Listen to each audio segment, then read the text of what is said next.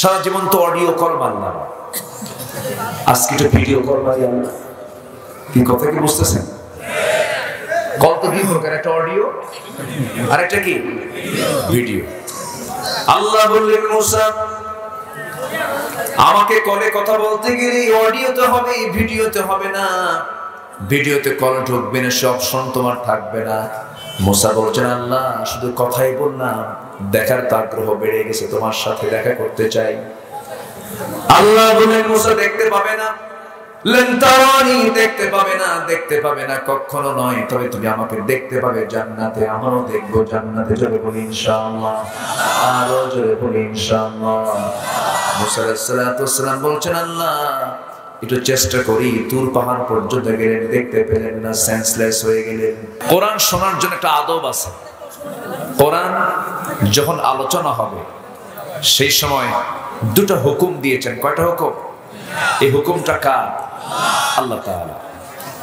আল্লাহ রাব্বুল আলামিন বলেন فَإِذَا قُرِئَ الْقُرْآنُ فَاسْتَمِعُوا لَهُ وَأَنصِتُوا لَعَلَّكُمْ تُرْحَمُونَ।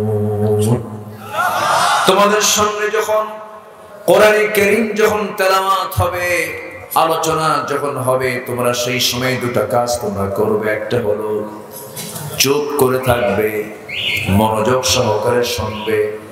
আশা করা যায় সমস্ত রহমত গুলো তোমাদের উপরেও নাজিল হবে। জোরে বলি সুবহানাল্লাহ। দুইটা কাজ, চুপ থাকা, মনোযোগ সহকারে শোনা। আমরা শুনবো, জোরে বলি ইনশাআল্লাহ। আমার বন্ধুগণ,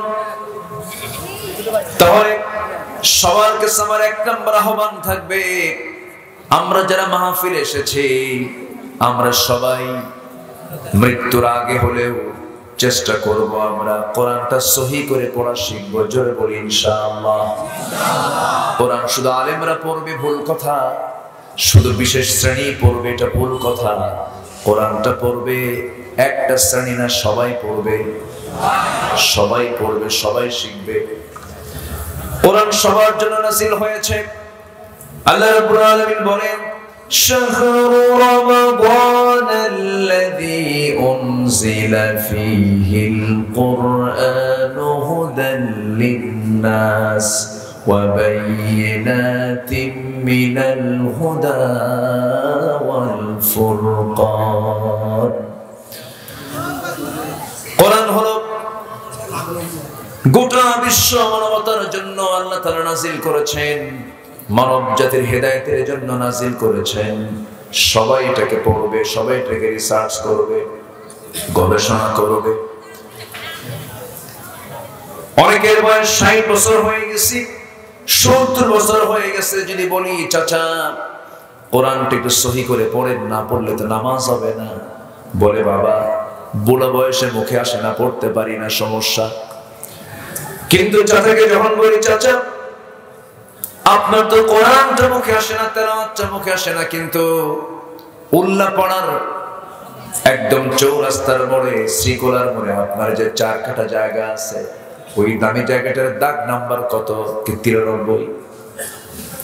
টনটনা মুখস্থ, দাগ নাম্বার টনটনা মুখস্থ। ওই পুকুরের দাগ নাম্বার কত উনি জানেন, লিখতে পারেন না, পড়তে পারেন না, কিন্তু দাগ নাম্বার সারে সব কিছু টনটনা তার মুখস্থ আছে। কিন্তু চাচা 70-80 বছর জিন্দেগির এই সংক্ষিপ্ত জীবনে এই জমি দাগ নাম্বার গুলো আপনি মুখস্থ রাখতে পারলেন, কিন্তু আল্লাহ রাব্বুল আলামিন মৃত্যুর পরে সর্বনিম্ন যে জান্নাতটা দিবেন, সেই জান্নাতটা হবে 10টা পৃথিবীর মতো একটা জান্নাত। সেই জান্নাতের দাগ নাম্বার আছে না নাই? আসতে বলবেন না, আছে না নাই? সেই দাগ নাম্বার গুলো চেনার জন্য দরকার কোন কিতাব বলেন? কোরআন। কোরআন হলো আল্লাহর চিঠি। কার চিঠি বলেন? চিঠি কাকে দেওয়া হয়েছে? আমাদেরকে দেওয়া হয়েছে। এই চিঠিখানা পড়তে হবে, এই চিঠিকে আত্মস্থ করতে হবে, উত্তরপত্র রেডি করতে হবে। যদি আমি উত্তরপত্র রেডি করতে পারি, আমি নিজেই বলতে পারবো আমি জান্নাতে যাব না জাহান্নামে যাব। কারণ ছাত্র পরীক্ষায় অংশগ্রহণ করে পরীক্ষা দিলে পরে সে নিজে টের পায় আমি পাস করবো না ফেল করবো, একটা আশা থাকে তার। আমি হালাল খেলাম, হারামের কাছে গেলাম না, বান্দার হক নষ্ট করলাম না, পিতা মাতার হক নষ্ট করলাম না, আল্লাহর হক নষ্ট করলাম না, হক লঙ্ঘিত কোনো গুনাহ করলাম না, শিরকের কাজ করলাম না, বিদআতের কাজ করলাম না, কুফরি করলাম না, ফরজ হুকুমগুলো জীবনে মেনে চলে দুনিয়া থেকে বিদায় নিলাম। বান্দা অনেকটা নিশ্চিত হতে পারে, রহমত আশা করা যায় কার? আসতে বলবেন না কার? আল্লাহ।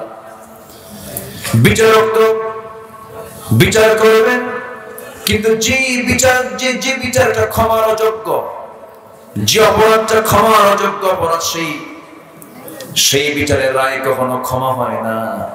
কিন্তু কিছু কিছু অপরাধ আছে যেগুলো ক্ষমা করা যায়, আল্লাহ তাআলা সেগুলো ক্ষমা করবেন। যেমন আল্লাহ তাআলা এক জায়গায় বলছেন, কি সুন্দর করে বলছেন, ইন তাজতানিবু কাবাইরা মা তুনহাউনা আনহু নুকাফির আনকুম সাইয়্যাতিকুম ওয়া নুদখিলকুম মুদখালান কারীমা। জোরে বলুন আল্লাহু আকবার। বান্দা তুমি যদি বড় বড় গুনাহগুলোকে ছেড়ে দাও, বড় বড় গুনাহগুলোকে যদি নিজের জীবন থেকে মাইনাস করে দাও, ছোট ছোট গুনার দিকে আমি তাকাবই না, বরঞ্চ আমি তোমার জীবনের অর্জিত যত গুনাহ তুমি করেছো সমস্ত গুনাহগুলোকে মাফ করে সম্মানজনক জান্নাত আমি তোমারে দিয়ে দেব। জোরে বলি সুবহানাল্লাহ। চ্যালেঞ্জ হলো বড় গুনাহগুলোকে আমরা ছেড়ে দেব। জোরে বলি ইনশাআল্লাহ। আমার ভাইরা, মূর্খের জন্য কোনো জান্নাত নাই। হয়তো কথাটা শুনে অনেকে মনক্ষুণ্ণ হতে পারেন, কোন মূর্খ জান্নাত পাবে না, কোন মূর্খ জান্নাত পাবে না। আবার ভুল বুঝবেন না যে এমএ পাস করতে হবে, কামিল পাস করতে হবে, দাওয়ায়ে হাদিস করতে হবে, তা কিন্তু নয়। কোন ডিগ্রির প্রয়োজন নাই।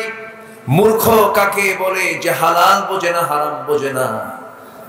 ন্যূনতম যার মধ্যে হালালের জ্ঞান আছে, হারামের জ্ঞান আছে, হারামকে বর্জন করে যে হালাল ভিত্তিক জীবন যাপন করবে, এটাই হলো তার শিক্ষা। এটাই হলো তার কি? শিক্ষা। আমার বন্ধুগণ, মাছ কিনতে গেলে কোনটা পচা মাছ, কোনটা টাটকা মাছ আমরা বুঝি। এতটুকু জ্ঞান সবার থাকা উচিত। কোন আলেমটা হক কথা বলছে, কোন আলেমটা বাতিল কথা বলছে, এমন জ্ঞান রাখার দরকার আছে না? নাই বলে বুঝতে হবে। জান্নাত তো সহজ কোনো বিষয় নয়। জান্নাত পেতে হলে পরীক্ষায় পাস করতে হবে। শুধু বললাম ঈমান আনছি, জান্নাত পেয়ে গেলাম তা তো নয়। আল্লাহ রাব্বুল আলামিন বলছেন, আহাসিবান নাস আইয়ুতরাকু আইয়াকুলু আমান্না ওয়া হুম লা ইফতানুন। জোরে বলুন আল্লাহু আকবার। মানুষের ধারণা ঈমান এনেছি, এতটুকু শব্দ বললাম আর আমি তাকে ছেড়ে দেব না। না, অবশ্যই তাকে আমি পরীক্ষা করব, পরীক্ষায় তাকে পাস করতে হবে। ঈমান আনা সহজ, কিন্তু ঈমানের উপরে টিকে থাকা সহজ না কঠিন? কঠিন। টিকে থাকতে হবে আমাকে আপনাকে। আমরা ঈমান এনেছি, ঠিক আছে, ভালো কথা, কিন্তু ঈমান এনেছেন বেলাল, ঈমান এনেছেন সেই সালমান ফার্সি, ঈমান এনেছেন সাহাবে কেরাম, কিন্তু আমরা ঈমান এনেছি এটা সত্যি বটে। তবে আমি যদি আরেকটা প্রশ্ন করি, আমরা ঈমান আনছি না পাইছি? বলে আমরা পাইছি। বাপ ছিল, জন্মসূত্রে আমরা মুসলমান। আমার দেশে বহু লোকের নামই আছে ঈমান আলী। কি নাম? নামাজ পড়ে না, নাম হলো রমজান আলী। রমজান মাসে দুপুর বেলা ভাত খায়। নাম হলো ফরজ আলী, ফরজ নামাজ নাই। নাম হলো হিম্মত আলী। সাইকেলের চাকা বাস চলে সিট হয়ে পড়ে, নাম দিয়ে কাজ হবে না। ঈমান আনলে শুধু হবে না, ঈমানের গুণগুলো অর্জন করতে হবে। ঈমানের গুণ নাই, আপনি ঈমানদার বলে দাবি করবেন কেমনে? আমার ভাইরা, আল্লাহ রাব্বুল আলামিন বলছেন, শোনো, ক্ষতিগ্রস্ত যদি না হতে চাও, চারটা কাজ তুমি করো। এই সূরাটা খুব দামি সূরা, যারা পারেন ঠক মিলে আমার সঙ্গে বলুন, ওয়াল আসরি ইন্নাল ইনসানা লাফি খুসর ইল্লাল্লাযীনা আমানু ওয়া আমিলুস সালিহাতি ওয়া তাওয়াসাউ বিল হাক্কি ওয়া তাওয়াসাউ বিস সাবর। জোরে বলুন আল্লাহু আকবার। দুই সাহাবী যখন এক জায়গায় হতেন, আগে সালাম দিতেন, এরপরে এই সূরাটা পড়তেন। এই সূরাটা একে অপরকে শোনায় দিতেন। খুব দামি সূরা। একটা সূরা আসর যদি কোনো বান্দা ফলো করতে পারত, এই সূরা আসর তাকে জান্নাতের দরজায় পৌঁছায় দেবে। জান্নাত যাওয়ার জন্য বেশি কিছু তো লাগে না।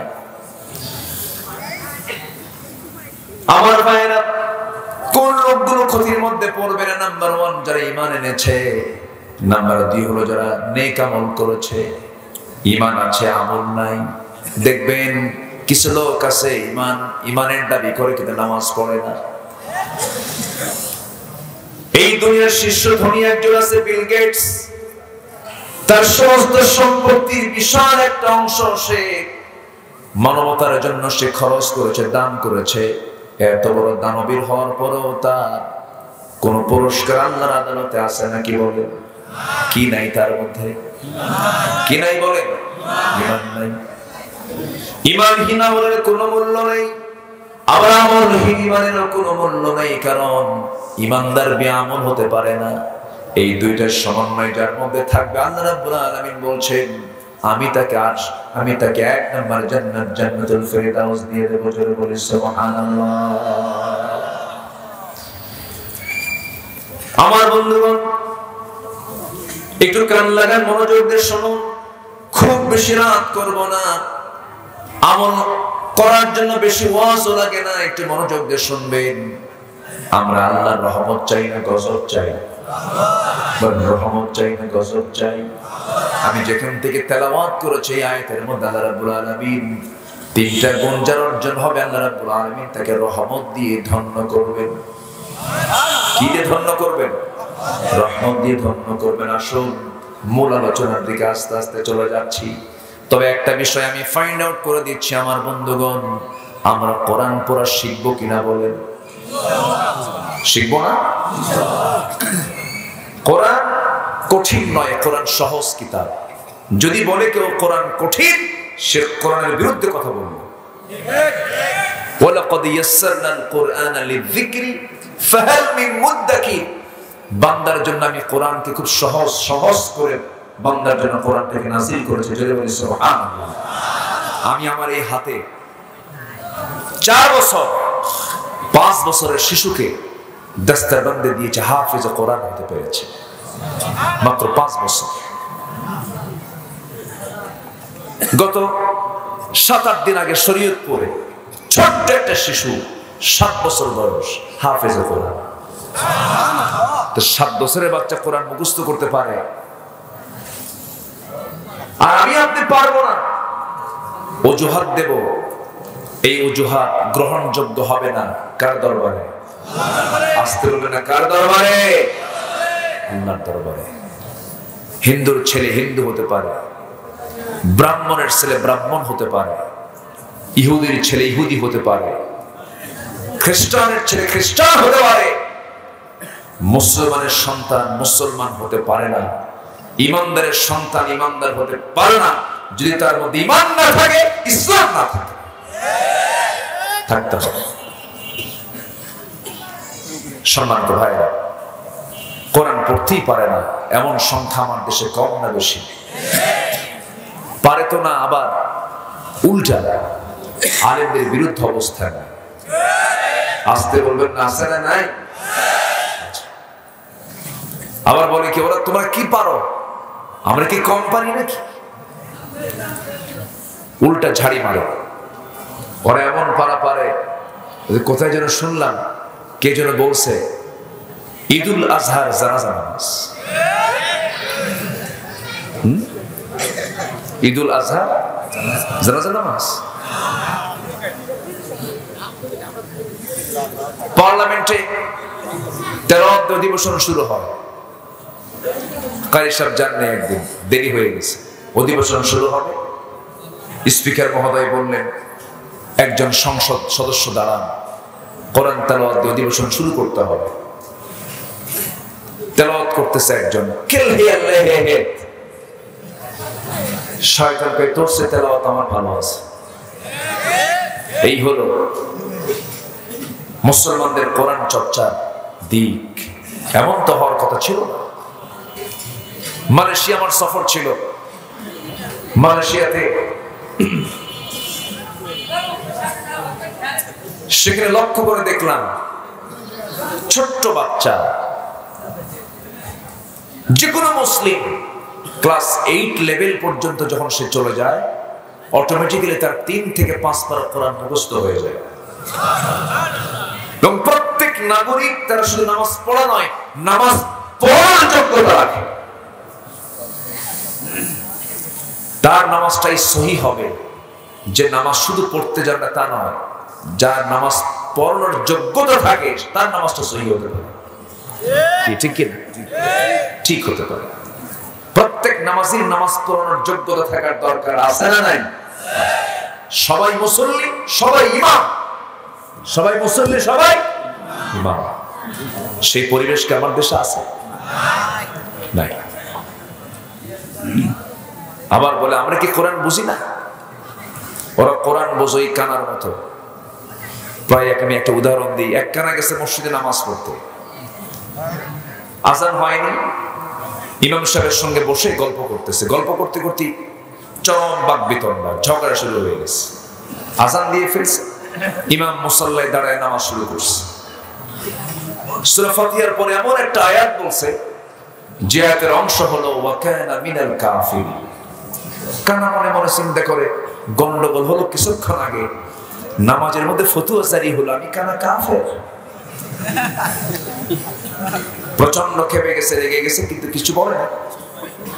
রাগে গোসায় ফেটে পড়ে বাড়িতে চলে আসছে। পরের দিন আবার নামাজে চলে গেছে, মাগরিবের নামাজ। জাস্ট রূপক অর্থে বোঝাচ্ছে। এদিকে ইমাম যিনি, তার একটা পা হলো ন্যাংরা সাইজের, খাটো সাইজের। এই মাগরিবের নামাজ, পরের দিন মাগরিবের নামাজে বসে সূরা ফাতিহার পরে যে আয়াত দিয়ে আগের দিন নামাজ পড়াচ্ছে, সে আয়াত দিয়ে আবার পরের দিন নামাজ পড়াচ্ছে। যখন আবার বলছে ওয়া কানা মিনাল কাফিরিন, কানার নিজেকে নিয়ন্ত্রণ করতে পারে না। নামাজের মধ্যে উল্টা লোকমা ওয়া লাগরানা মিনাল ফাসিকিন। আমি কেন যদি কাফের হই, তুই ন্যাংরা হলি ফাসিক। ওরা কোরআন বোঝই কানার মতো। আসতে বলবেন না, জোরে বলুন ঠিক কি না? ওদের কাছে স্লোগান সহ্য হয় না। তাকবীর শুনলি বলে যেটা নাকি জঙ্গিবাদের তাকবীর। নারে তাকবীরের স্লোগান, এই স্লোগান তো আজকের দুনিয়ার আজকের স্লোগান নয়। এই স্লোগান ছিল হলো বদরের স্লোগান। বদরের হাতিয়ার, ওহদের হাতিয়ার, খন্দকের হাতিয়ার।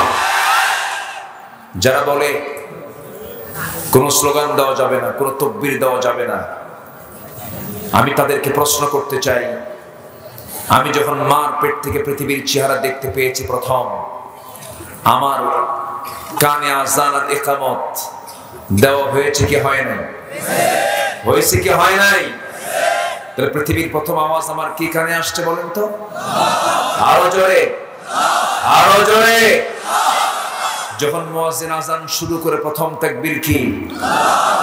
যখন ইকামত শুরু হয় প্রথম তাকবীর কি? ইমাম যখন নামাজ শুরু করেন তখন প্রথম তাকবীর কি? রুকুতে যেতে কি? সিজদায় যেতে কি? যখন দুনিয়া থেকে বিদায়, আকবার, আযানে আল্লাহু আকবার, নামাজে আল্লাহু আকবার, জানাজায় আল্লাহু আকবার। সমাজে যারা তাকবীর দিতে পারো না, তোমাদের জানাজা না দিয়ে কুত্তা বিড়ালের মতো বিদায় করা দরকার।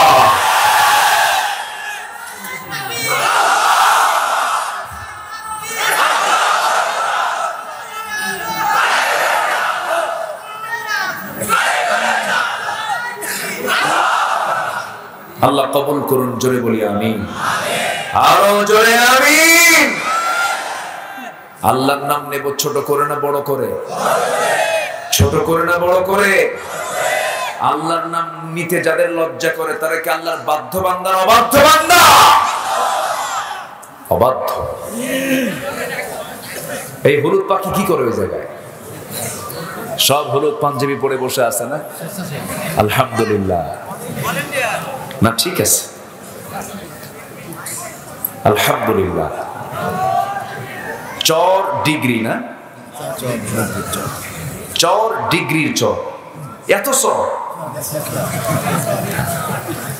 আলহামদুলিল্লাহ, ভালো। সম্মানিত ভাইয়েরা, আমরা রহমত চাই না গজব চাই? কিন্তু আজকের দুনিয়াতে গজবও আছে না নাই? এই যে মাঝে মাঝে ভূমিকম্প হয়, এটা রহমত, তাই না? এটা কি বলেন? কেন হয় বলেন? কেন হয়? নতুন নতুন রোগ আসছে, কেন হয়? রহমত না গজব? আগে কি এত হসপিটাল ছিল? আগে এত ভ্যাকসিন ছিল? আগে এত রোগী ছিল? এত রোগীও ছিল না। রোগী কেন বেশি হলো? রোগ কেন বেশি হচ্ছে? সমাজে পাপ বাড়লে রোগও বাড়ে, সমাজে পাপ কমে যাবে রোগও কমে যাবে। এই যে ভূমিকম্পগুলো হচ্ছে, এগুলো হচ্ছে আল্লাহ তাআলার ইঙ্গিত, সতর্ক সংকেত। ভালো হয় একটা ঝাঁকি মারলাম, কিন্তু ঝাঁকি দেয় না। এই তো 1 মাসও তো হয়নি,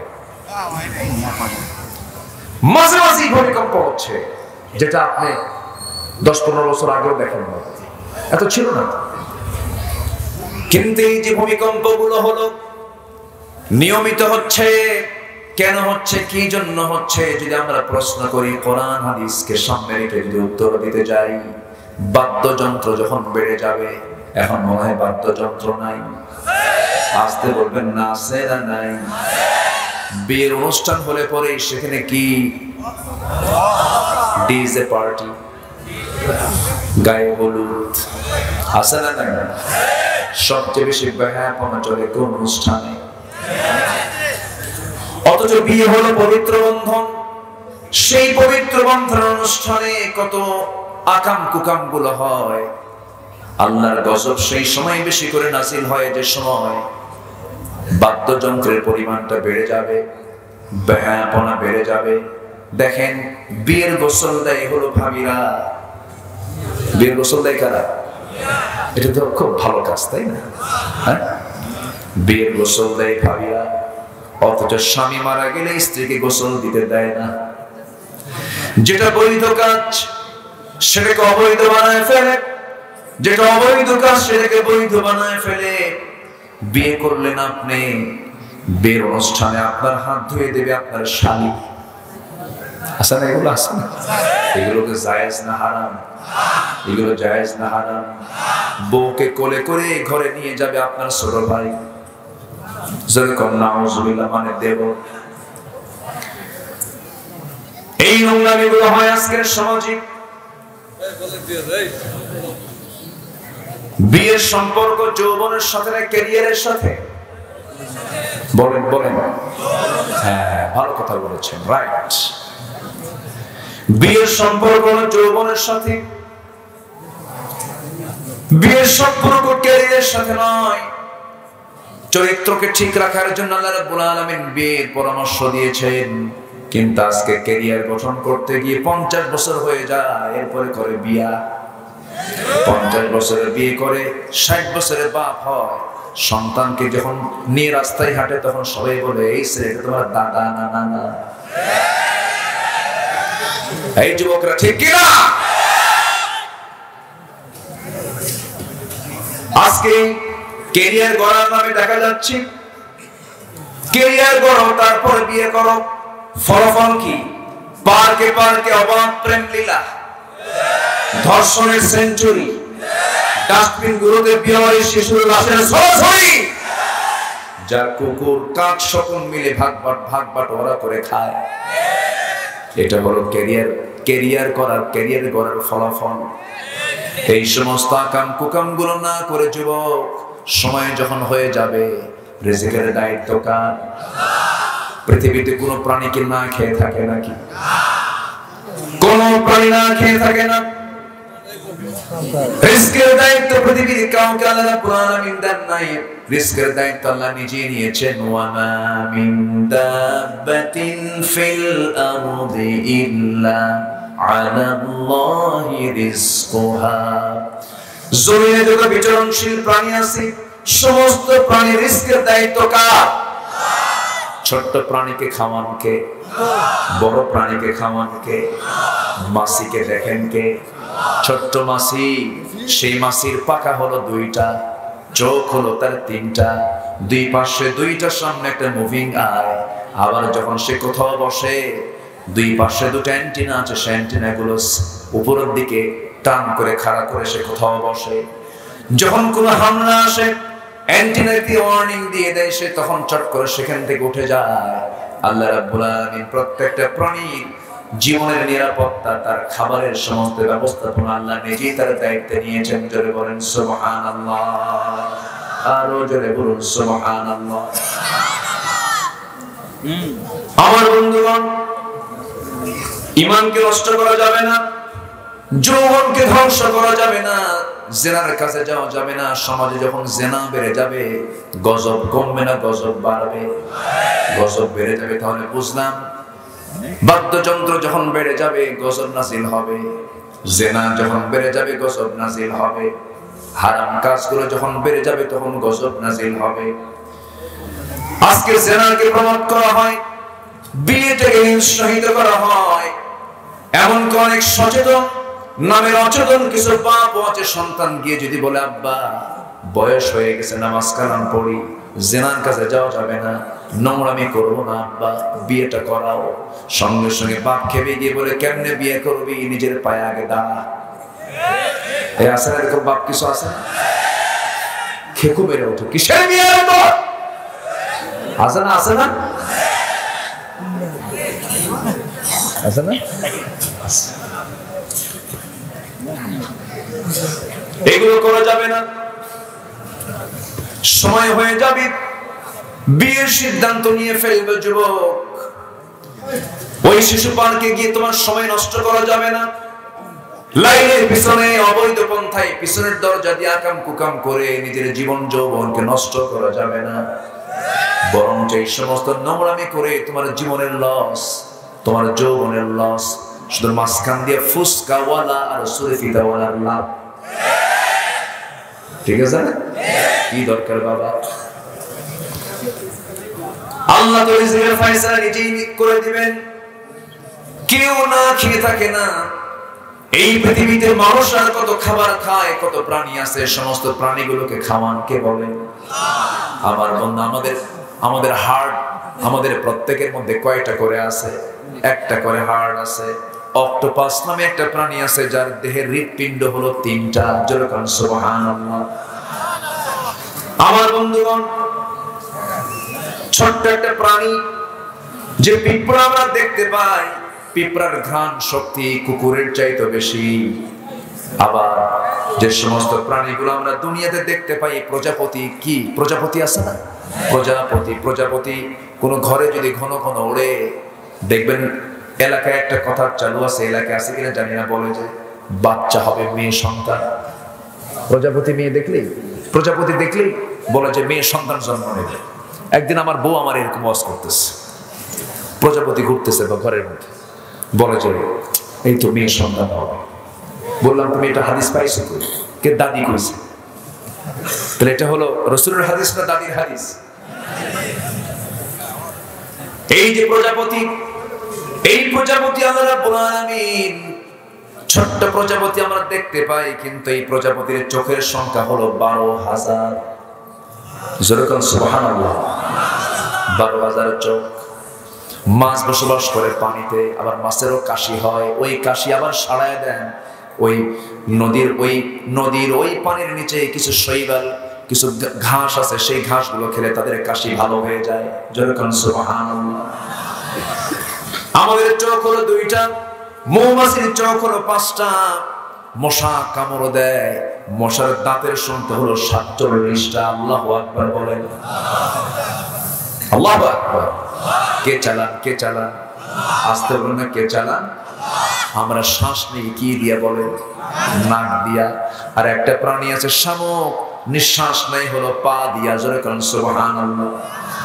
শামুকের নাক হলো 4টা, পা দিয়ে সেই শ্বাস প্রশ্বাস গ্রহণ করে। এরকম করে আল্লাহ রাব্বুল আলামিন যত প্রাণী আছে সমস্ত প্রাণীর রিজকের দায়িত্ব তিনি নিজেই নিয়েছেন। জলভাগের ভিতরে সবচেয়ে বড় একটা প্রাণী আছে তিমি মাছ। সেই তিমির ওজন হলো 120 টন। 120 টন ওজনের সেই তিমি যখন সমুদ্রে চলাচল করে, তার পাওয়ার হলো 1700 হর্স পাওয়ার। সেই তিমি মাছ তার পিছনের অংশটুকু দিয়া বড় বড় জাহাজকে পর্যন্ত আটকায় দেয়। সুবহানাল্লাহ বলবেন না? সেই তিমি প্রত্যেকদিন তার বাচ্চা নীল তিমি তার বাচ্চা তিমিকে প্রত্যেকটা দিন 50 থেকে 60 মণ দুধ খাওয়ায়। জোরে বলে সুবহানাল্লাহ। কোন প্রাণী না খেয়ে থাকে? কোন প্রাণীর কিন্তু খাদ্য গুদাম নাই মানুষের? আসতে খাবে প্রত্যেক থানায় আছে না খাদ্য গুদাম? কোন প্রাণীর কি খাদ্য গুদাম আছে নাকি? কোন প্রাণীর খাদ্য গুদাম নাই। ওদের রিজিক নিয়ে এত টেনশন নাই। রিজিক দেবেন কে? শক্তি থাকলেই রিজিক পাওয়া যায় না। বনে রাজা সিংহ না খেয়ে থাকে, খাবার। ঈমানকে টিকে রাখবা, দোয়া করবা কার কাছে? আসতে বলবেন না, কার কাছে? জায়েত আমি তেলাওয়াত করেছি, সে একটা মূলত প্রথম অংশ হলো একটা দোয়া। এই দোয়া করেছেন একজন পয়গম্বর, যে পয়গম্বর তার শ্বশুর নবী ছিলেন, নিজেও নবী ছিলেন, ভাইও নবী ছিলেন, ভাগিনাও নবী ছিলেন। নবী পরিবারে তার জন্ম। যিনি ফেরাউনকে মোকাবেলা করেছেন, যিনি আল্লাহকে দেখতে চাওয়ার জন্য তুর পাহাড় পর্যন্ত গিয়েছিলেন, খুব রাগী নবী। সেই নবীর নাম কি বলে? ওয়াজার হবে না আমার আজকে, সব জানে। বলি আলহামদুলিল্লাহ, জোরে বলি আলহামদুলিল্লাহ। মুসা আলাইহিস সালাতু ওয়াস সালাম। এই নবীর নাম কোরআনে সবচেয়ে কম না সবচেয়ে বেশি? যদি প্রশ্ন করা হয় কোরআনে কারীমে কোন নবীর নাম সবচেয়ে বেশি উল্লেখ করা আছে, বলেন তো কোন নবীর নাম হবে? বলেন তো। মুসা আলাইহিস সালাতু ওয়াস সালাম। বহুবার নাম নিয়েছেন তার। খুব দামি পয়গম্বর ছিলেন। আল্লাহ রাব্বুল আলামিন তাকে বহু সম্মান দিয়েছেন, বহু মর্যাদা দিয়েছেন। কেন দিয়েছেন? এর অন্যতম কারণ হলো মুসা আলাইহিস সালাতু ওয়াস সালামের জন্ম থেকে নিয়ে মৃত্যু পর্যন্ত পরীক্ষার পরীক্ষা। প্রত্যেকটা পরীক্ষায় তিনি ফার্স্ট হয়েছেন, প্রত্যেকটা পরীক্ষায় তিনি পাস করেছেন। তবে এই নবীর একটু স্বভাবটা ভিন্ন ছিল, অন্য নবীর চেয়ে একটু ভিন্ন ছিল। সব নবীর মেজাজ ছিল একরকম, এই নবীর মেজাজটা একটু ভিন্ন রকম। রাগ একটু কম না বেশি? রাগ একটু কম না বেশি? তাফসীর এসেছে তিনি যখন খেপে যেতেন চুলগুলো খাড়া হয়ে টুপি ভেদ করে বের হয়ে যেত। খুব রাগী নবী ছিলেন, প্রচন্ড মেজাজ ছিল তার। কেন মেজাজি হবেন না তিনি? তার হাতে লাঠি থাকতো সব সময়ের জন্য। কারণ তার মেজাজ যদি নরম হতো ফেরাউনকে মোকাবেলা করা কঠিন হয়ে যেত। ফেরাউনকে দমন করার জন্য মেজাজি নেতৃত্বের দরকার আছে না নাই? শুধু হাতে তসবিহ নিলে হবে না। আমার নবী তরবারি হাতে নিয়েছেন, মুসা নিয়েছেন শক্ত লাঠি। ফেরাউনকে মোকাবেলা করার জন্য প্রয়োজনে মুসার লাঠি হাতে নিয়ে রাজপথে লড়াই করতে হবে মুসলমান। রাজি আছেন কেন? কেন হাত তুলে দেখা।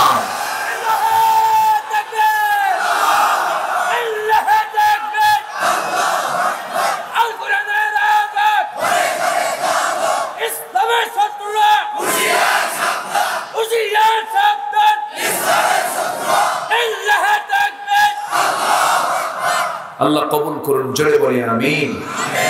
আরো জোরে আমিন। তসবিহ নিলে আপনাকে কেউ কিছু বলবে না, এমনকি ইভেন জো বাইডেনও কিছু বলবে না, ঋষি সোনার কিছু বলবে না, নরেন্দ্র মোদী আপনাকে বলবে না কিছু, আপনাকে বলবে দরবেশ তসবিহ নিয়ে আসে। শুধু লাঠি হাতে নেন, মানবতার পক্ষে কথা বলেন, মানব দলীয় হয়ে সামনে কথা বলেন, আপনার সামনে বহু ফেরাউন সামনে দাঁড়িয়ে যাবে। এখনো পৃথিবীতে ফেরাউন আছে না নাই? আসতে বলবেন না, আছে না নাই? ফেরাউন পৃথিবীতে প্রথম হত্যা রাজনীতি চালু করেছিল। মুসার জন্মকে ঠেকানোর জন্য 40,000 শিশুকে এট এ টাইম হত্যা করেছিল ফেরাউন। ক্ষমতাকে বাগাবত্য করার জন্য নিজ স্ত্রী আসিয়াকে দুনিয়া থেকে বিদায় করেছে ফেরাউন। এমন ফেরাউন চরিত্রের নেতা দুনিয়াতে আছে না নাই? আছে না নাই? আমেরিকা ইরাকে হামলা করে 7.5 লক্ষ নারী পুরুষকে শিশুকে হত্যা করার পর হালে এসে কয় এই যুদ্ধে হামলা করা ছিল আমাদের ভুল। এখন কি কয়? ভুল। 7.5 লাখ মানুষ শেষ করে ফেলার পরে বলে এটা ছিল আমাদের ভুল সিদ্ধান্ত। দেখেন তো কি অবস্থা। সম্মানিত ভাইরা, সম্মানিত বন্ধুগণ, মুসা আলাইহিস সালাতু ওয়াস সালাম খুব দামি নবী ছিলেন। তিনি একটা দোয়া করছেন আল্লাহর কাছে, কি সুন্দর দোয়া। দোয়াটা শিখে নিই, চলো শিখবো না ইনশাআল্লাহ?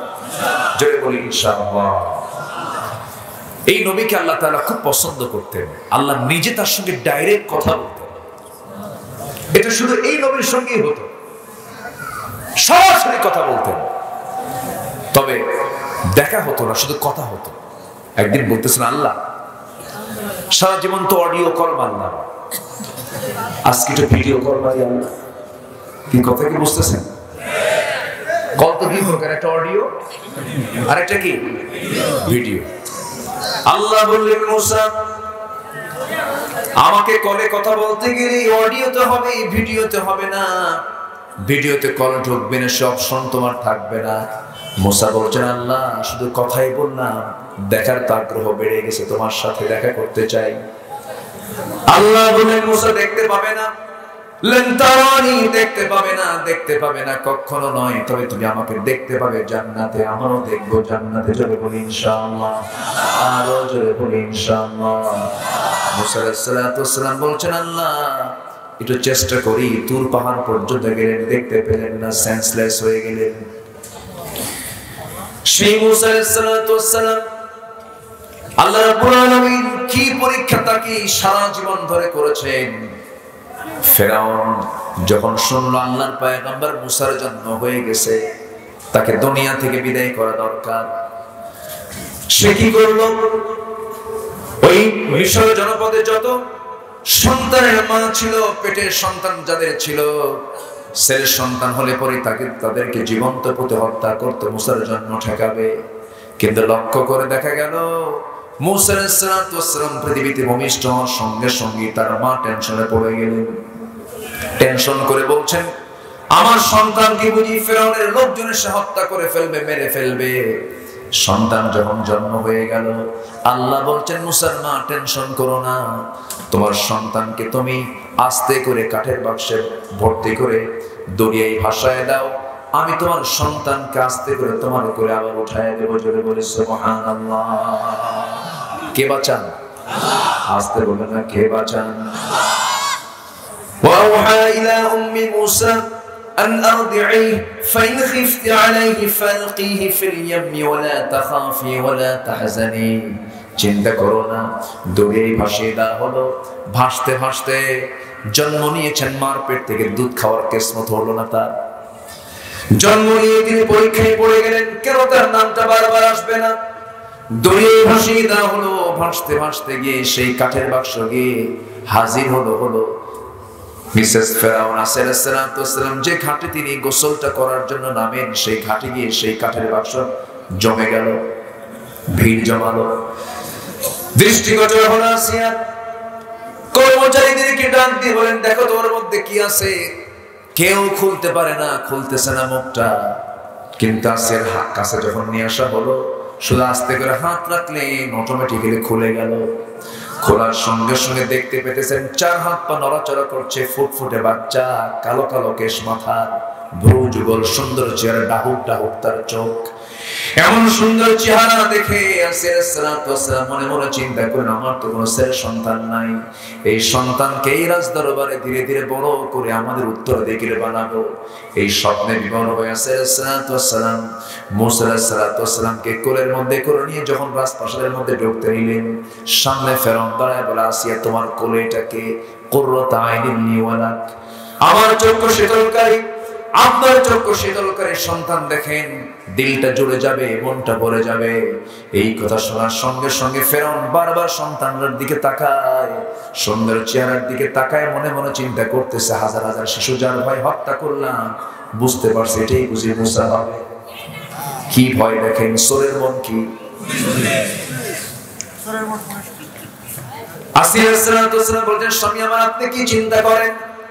ফেরাউন বলছে, আসিয়া হাজার হাজার শিশু যার ভয় হত্যা করলাম, মনে হয় সেই শিশুটা আমার ঘরে ঢুকে পড়তেছে, এটাই বুঝে মুসা হবে।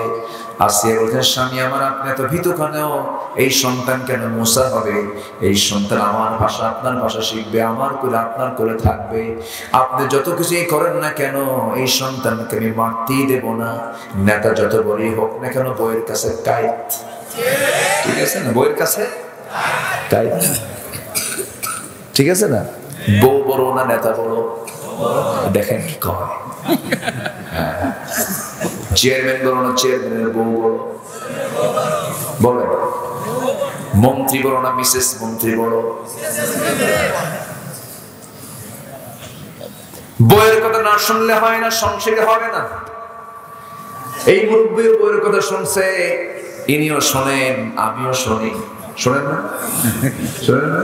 বলে যদি বুড়াই দিতাম, উপায় নাই, কোন উপায় নাই। বইয়ের কথা সবাইকে শুনতে, আমার বাবু যে বইয়ের কথা শুনেছেন, বউকে স্নেহ করেছেন। একটা ছোট্ট ঘটনা আমি খুব কম বলেছি, এই কথাটা আজকে একটু মনে হয়ে গেল, বলে ফেলি। আমার নবীর একজন স্ত্রী ছিলেন মাজান আয়েশা সিদ্দিকা রাদিয়াল্লাহু তাআলা আনহা। নবীর সাথে একদিন চরম গন্ডগোল শুরু হয়ে গেছে। আমাদের আয়েশা বলছেন, বিচার বসাবো। কি বসাবো? নবীর বিরুদ্ধে চিন্তা করে বিচার বসাবো। রাসূলুল্লাহর বিচার বসাবো, কারে বিচারক বানাবা? ওমরকে ডাক দিই না, ওমর চলবে না। কাকে ডাক দেব? আব্বাকে ডাক দেব। আবু বকর সিদ্দিক রাদিয়াল্লাহু তাআলা তিনি চলে আসলেন। যখন তিনি শুনতে পেয়েছেন তার মেয়ে নবীর বিরুদ্ধে বিচারের ডাক দিয়েছে, চরম খেপে গেছেন। খেপে গিয়ে ভিতরে ঢুকে এই মেয়েকে মারার জন্য তিনি আগায় যাচ্ছেন, থাপড় মারবেন। রাসূল বলছেন, ও আবু বকর, বিচার করতে পারবা কিন্তু মারতে পারবা না। কি কথা বলছেন? না বিচার করো, আমি তো তোমাকে মারতে বলি নাই। মারার জন্য যখন তেড়ে গেছেন, আমার আম্মা জান নবীর স্ত্রী আম্মা জান আয়েশা সিদ্দিকা রাদিয়াল্লাহু আনহা সঙ্গে সঙ্গে ভয়ে তিনি নবীর পিছনে এসে দাঁড়ায় আছেন। নবীর পিছনে তিনি নিরাপত্তার জন্য দাঁড়ায় আছেন। রাসূল বলেন, আয়েশা, বিচারের জন্য তোমার আব্বাকে ডাকলা, তুমি আমার পিছনে দাঁড়াইছো কেন? কথা বলছেন না? আমার পিছনে দাঁড়াইছো কেন? কি তাদের মধ্যে রাগারাগি হলো, সে রাগের পরিমাণটাও কত সুন্দর একটা সীমার মধ্যে ছিল, নিয়ন্ত্রণের ভিতরে ছিল, নিয়ন্ত্রণের বাইরে কখনো যায় নাই। কিন্তু আজকে অনেক পরিবারে আছে রাগারাগির ঠেলায় কতবার দিনে সকাল বিকেলে তালাক দেয়, আবার জেনা করে। আছে না? স্বামী স্ত্রী সংসার, কিন্তু তালাক কত, 100 তালাক দিয়ে দিছে। কয়শো তালাক? তালাক কয়টা? কয় তালাক দিছে? 100, সেঞ্চুরি করছে। কি তালাক দিছেন কোন? উত্তরে বলে, হুজুর বউকে তো তালাক দিচ্ছে, 100টা তার শাশুড়ি শুনতেও দিচ্ছে। আবার প্রশ্ন করে, হুজুর রাগের মাথায় কি তালাক হয় নাকি? কেউ কি মোহাব্বত করে তালাক দেয় নাকি? ময়না রাগ করল না, তালাক এরকম করে দেয় তালাক? তালাক কি মোহাব্বতের না রাগের? তো রাগ তো রাগে মার্ডারও হবে, রাগে মার্ডার হবে না? রাগে তো মার্ডার হবে। আমার বন্ধুগণ প্রশ্ন করেছিলেন, বউ বড় না চেয়ারম্যান বড় না চেয়ারম্যানের বউ বড়? অনেকেই বলেছেন চেয়ারম্যানের বউ বড়। হ্যাঁ, কোন অংশে কেউ কম নয়। আল্লাহ তাআলা স্ত্রীর মর্যাদাও দিয়েছেন, স্বামীর মর্যাদাও দিয়েছেন। তবে এর মধ্যে আল্লাহ তাআলা একজনকে নেতা বানিয়ে দিয়েছেন। নেতা হবে বউ না স্বামী? আস্তে কয়, বউ না স্বামী? পরিবারের দায়িত্ব পালন করবে বউ না স্বামী? খাওয়াবে কে, বউ না স্বামী? স্বামীর খাওয়ানো ফরজ, স্বামীর খাওয়ানো ফরজ, স্বামীর দায়িত্ব পালন করা ফরজ। রাগ করতেছেন? আকলমন্দ ইশারা ভাষা, সচেতন ব্যক্তির জন্য ইঙ্গিতটাই যথেষ্ট। বউয়ের দাম কোনো অংশে কম না, কিন্তু বউকে বউয়ের জায়গায় রাখতে হবে, স্বামীকে স্বামীর জায়গায় রাখতে হবে। আসিয়া আলাইহিস সালাতু ওয়াস সালাম স্বামীকে ডাক দিয়ে বললেন, স্বামী আমার, এই সন্তানকে আমি কখনো মারতে দেব না। ফেরাউন বলল ঠিক আছে, কিন্তু এবার আসিয়া বললেন, স্বামী আমার, এই বাচ্চার তো মা নাই, দুধ খাওয়াতে হবে, কি ব্যবস্থা করা যায়? ফেরাউন নিজেই গোটা দেশে ফরমান জারি করলো, কোন মহিলা আছো আমার আসিয়া একটা সন্তান পালক নিয়েছে, কে দুধ খাওয়াবে? বিশাল বিশাল তাকে বেতন দেওয়া হবে। শত শত মহিলা চলে আসলো, কোন মহিলা ইসলামকে মুসা আলাইহিস সালাতু ওয়াস সালাম একটা বারের জন্য মুখের মধ্যে নিলেন না। সন্তান তার বয়স 3 দিন হয়ে গেছে, মুখে কোনো খাবার আসে না। হঠাৎ করে মুসা আলাইহিস সালামের ছোট খালাম্মা দরবারের মধ্যে ঢুকে আসিয়াকে লক্ষ্য করে বলছে, আসিয়া শোনো, আমার খোঁজে একজন মহিলা আছে, খুব আবেদা সালেহা, খুব ভালো মহিলা, চরিত্রবতী মহিলা। ওই মহিলাকে এই সন্তানটা মনে হয় মা বানাতে পারে। মানে মুসার মা কথা বললেন তিনি। মা চলে এলেন, আসিয়ার সামনে যখন দাঁড়ালেন, সন্তানটা কোলের মধ্যে নিলেন, মা সন্তানকে চিনলেন, সন্তান মাকে চিনলেন, আমে দুধে হয়ে গেল, সুন্দর করে দুধ খাওয়া শুরু হয়ে গেছে। আসিয়ার মুখে হাসির ঝিলিক দেখা দিল। আসিয়া বলছে, মহিলা, হাজার হাজার মহিলা আসলো দুধ খাওয়াতে, কাউকে সে মা বানায়নি, তোমাকে পছন্দ করেছে। আমি কিন্তু তোমাকে 2 বছর এই দরবার ছেড়ে যেতে দেব না। মুসার মা, আমি তো এটাই চাই, সুবহানাল্লাহ, আমি তো এটাই চাই, সন্তান ছেড়ে আমি দূরে থাকতে চাই না। সবচেয়ে সর্বোচ্চ বেতন দেওয়া হলো তাকে, এবং বলা হলো, ও মহিলা শোনো, সন্তানকে তুমি দুধ খাওয়াবা, সর্বোচ্চ বেতন তোমাকে দেওয়া হবে, এবং তোমার জন্য বরাদ্দ হবে সবচেয়ে দামি ঘর, যেখানে দক্ষিণা হওয়া হয়, শীতাতপ নিয়ন্ত্রিত ঘর, সেই ঘর তোমার জন্য বরাদ্দ করে দেওয়া হলো।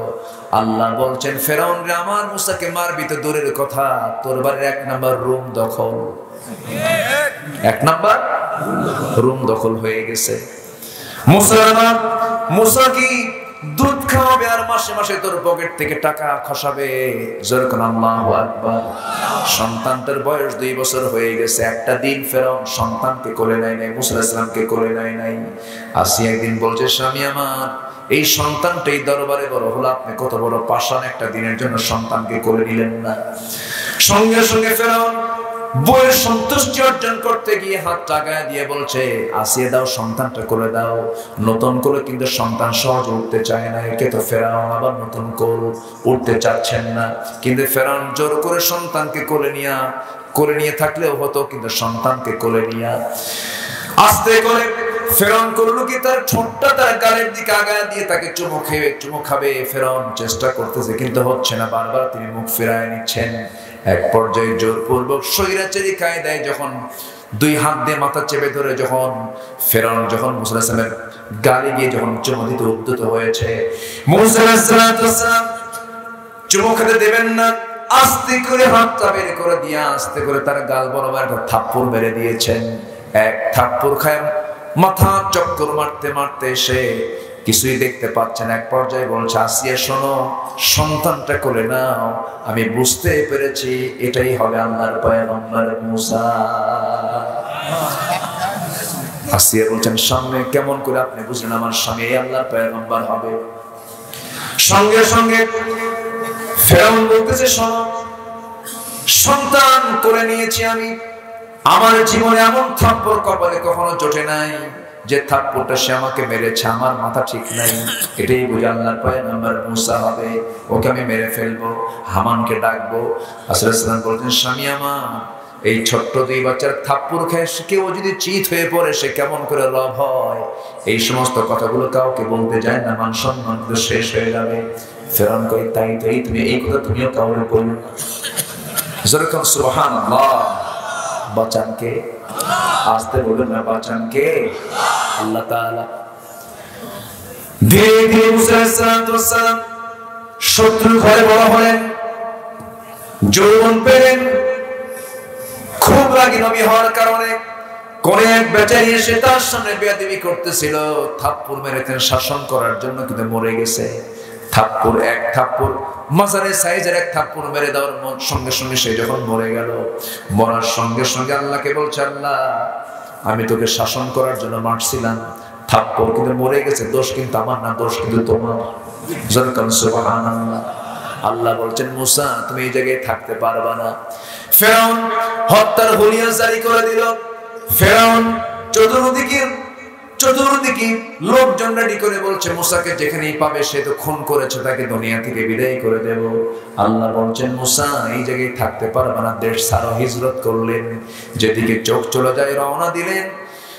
ইয়েমেন চলে গেলেন, মাদিয়ান চলে গেলেন। মাদিয়ান যাওয়ার পর সেখানে গিয়ে প্রচন্ড ক্ষুধার্ত অবস্থায় তিনি থাকলেন, তৃষ্ণার্ত অবস্থায় থাকলেন। সামনে একটা কূপ পেলেন, কূপের পাশে গিয়ে দাঁড়ালেন, কূপ থেকে পানি তুললেন, পানি পান করলেন। কিন্তু হঠাৎ করে দেখেন দুইজন মহিলার সামনে এসে দাঁড়ায় আছে, হাতে বালতি নিয়ে কূপ থেকে পানি নেবে, কিন্তু তারা নিচ্ছে না পানি। মুসা আলাইহিস সালাম বললেন, শোনো মহিলারা, এই জায়গায় তোমরা দাঁড়ায় আছো কেন? বলতেছে, আবুনা শাইখুন কাবীর, আমাদের আব্বা খুব বুড়া মানুষ, বাড়িতে কোনো পুরুষ মানুষ নাই, এই জন্য আমরা বাইরে বের হয়েছি, প্রয়োজনে পানির জন্য এসেছি, পানি নেব, পানি নিয়ে যাও। পারবো না একা কেন?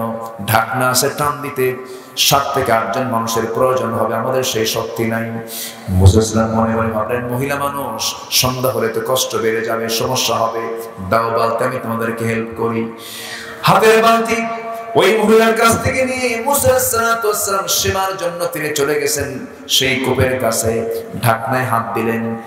তিনি একা ঢাকনায় হাত দিয়েছেন, যেটা টান দিতে 7 থেকে 8 জন পুরুষ মানুষ লাগে। বাম হাতে ধরলেন, ফিকা মারলেন, কয়েক হাত দূরে গিয়ে ছিটকে পড়লো। মহিলা দুইজন থরথর করে কাঁপে, আর মনে মনে চিন্তা করছে, এটা মানুষ না অন্য কিছু, কি হাতের শক্তি। আশ্চর্য তারা হয়ে গেল। মুসা আলাইহিস সালাম এক বালতি পানি তুলে দিয়ে বললেন, যাও নিয়ে চলে যাও, সন্ধ্যার পরে মেয়েদের বাইরে থাকতে নেই, চলে যাও সোজা বাড়িতে। চলে গেছে বাড়িতে। বুড়া বাপটা দেখে বলছে, মা প্রত্যেকদিন পানি আনতে সন্ধ্যা পার হয়ে যায়, আজকে এত তাড়াহুড়ো করে আসলে কেমনে? আব্বা দেখতে পেলাম কূপের ধারে একজন শক্তিশালী যুবক, কবিয়ুন আজিজ, খুব শক্তিশালী একটা যুবক, সেখানে সে দাঁড়ায় আছে। এবার বুড়া বাপ বলতেছে, মা শোনো, তুমি আমার বড় মেয়ে, আগামীকালকে তুমি ওই কূপের ধারে যাবে, ওই যুবককে দেখতে পাবে, আমার সালাম জানিয়ে বলবে অবশ্যই যেন সে আমার সঙ্গে সাক্ষাৎ করার জন্য বাড়ি পর্যন্ত চলে আসে। পরের দিন চলে গেছেন, বাবার সালামটা পৌঁছায় দিবেন, আমার আব্বা বুড়া মানুষ, আপনাকে দাওয়াত দিয়েছেন, আপনি কি আমাদের বাড়িতে আসতে পারবেন নাকি? মুসা আলাইহিস সালাম মনে মনে চিন্তা করছেন, দূরদেশে এসেছি, হিজরত করে এসেছি, মুহাজির মানুষ, মুসাফির মানুষ, পরিচয় বলতে ভালোই হয়, ঠিক আছে যাব। কিন্তু তিনি বলেন, আমি যাবো কেমনে? বাড়ি তো চিনি না। সঙ্গে সঙ্গে মহিলা বলছেন, চেনার দরকার নেই আপনার, আমি সামনে সামনে চলবো, আপনি আমার পিছনে পিছনে আসবেন, যখন যেদিকে যাওয়া দরকার আমি আপনাকে নিয়ে নিয়ে চলে যাবো। মুসার চোখটা বড় হয়ে গেছে, খেপে গিয়ে বলছে মহিলাকে লক্ষ্য করে, মহিলা তুই কি বললি? তুই সামনে সামনে থাকবি, আমি তোর পিছে পিছে থাকবো। এমন পুরুষ আমি নই, আমি সামনে থাকবো, তুই পিছে থাকবি। আল্লাহু আকবার বলো। আমি সামনে থাকবো, তুই পিছে থাকবি, কারণ আমি পুরুষ মানুষ, আমার সামনে থাকতে হবে, আমার নেতৃত্ব দিতে হবে, আমার সতর তোমার সতর একরকম নয়। আমি সামনে চলবো, পিছনে থাকবো না, কারণ পিছনে থাকলে পরে তোমার দিকে আমার নজরে চলে যাবে, আমার চোখের গুনাহ হয়ে যাবে। মহিলা মনে মনে চিন্তা করে, গতকালকে দেখলাম শক্তিশালী, আজকে দেখি চরিত্রবান যুবক, চেয়ে থাকে না চরিত্র ভালো। মহিলার মনে মনে পছন্দ হয়ে গেল। একটা সৎ চরিত্রবতী নারীর জন্য দু ধরনের গুণ ছেলেদের পছন্দ তাদের কাছে, একটা হলো চরিত্রবান হওয়া, আরেকটা হলো কর্মঠ হওয়া। একটা যুবকের চরিত্র সবচেয়ে দুটো জিনিস মজবুত হওয়া দরকার, চরিত্র মজবুত হওয়া দরকার, শক্তিশালী হওয়া দরকার, ঠিক কি না? মুসা আলাইহিস সালাম সামনে রওনা করলেন, পিছে পিছে মহিলা আসতেছেন। মুসা বললেন, কথা তো বলতে হবে, একটা কথা শুধু বলবা, ডানে আর বামে, ডানে আর বামে, এর চাইতে বেশি কোনো কথা তুই বলতে পারবি? কি কথা কি বুঝতেছেন? আর এখনকার পার্কগুলোতে গল্প কি একটা হয় না হাজারটা হয়? বলেন একটা হয় না হাজারটা হয়? হাজার।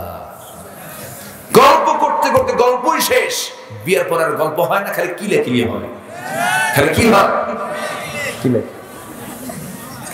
আমি কি আলোচনা করব? হ্যাঁ, কোন সমস্যা নাই তো? কোন আপত্তি নাই তো? আলহামদুলিল্লাহ, আমি খুবই খুশি, আমি খুবই আনন্দিত আপনাদেরকে পেয়ে। এত রাতে মানুষ বসে থাকে কেমন? আলহামদুলিল্লাহ, খুব সুন্দর। আপনারা আর একটু সময় আমাকে দিতে হবে। কতক্ষণ থাকবেন? সারা রাত।